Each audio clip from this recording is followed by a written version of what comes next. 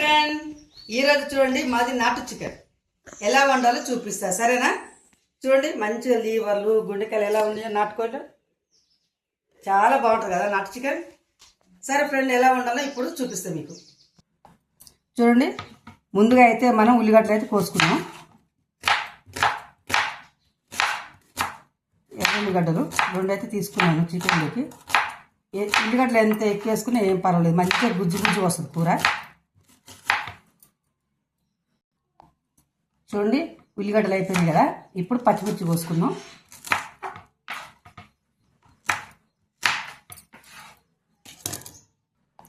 ఒక గిన్నెలోకి అయితే తీసుకుందాం వేరువేరుగా.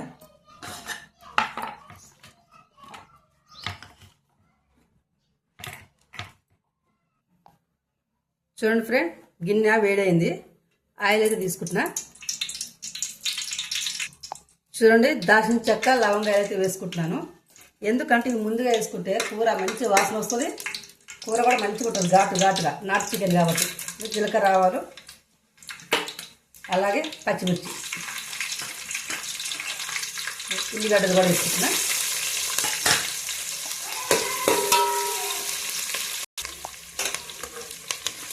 చూడండి, మంచిగా 4 పక్కలు కలుపుకోవాలి, ఉల్లిగడ్డలు మంచిగా అవుతాయి కాబట్టి.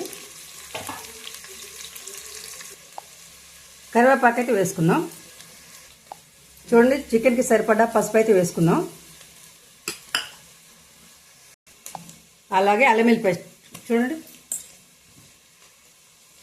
ఎక్కువనే వేసుకోవాలి, నాటుకోడి కాబట్టి మస్తు బాగుంటుంది అల్లం వెల్లుల్లిపాయ ఎక్కువ వేసుకుంటే.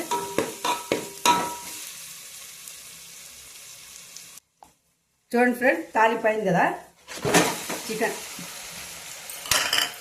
వేసుకుందాం.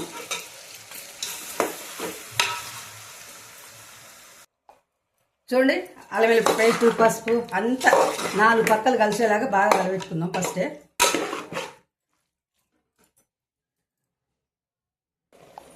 చూడండి, ఉప్పు అయితే వేసుకుందాం.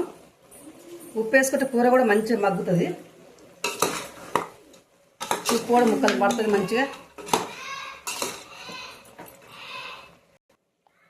చూడండి, ఇప్పుడు సరిపోని కారం అయితే వేసుకుందాం. నాటుకోడు కదా, కొంచెం మంచిగా పడుతుంది కారం.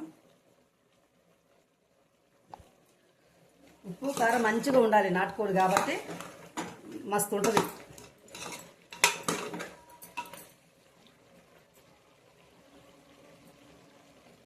చూడండి, ఉప్పు కారం అయితే సరిపోనేసాను, ఇలా ఉండాలి.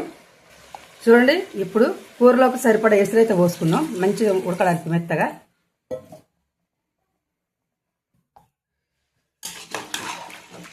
ఇలా కలుపుకోవాలి.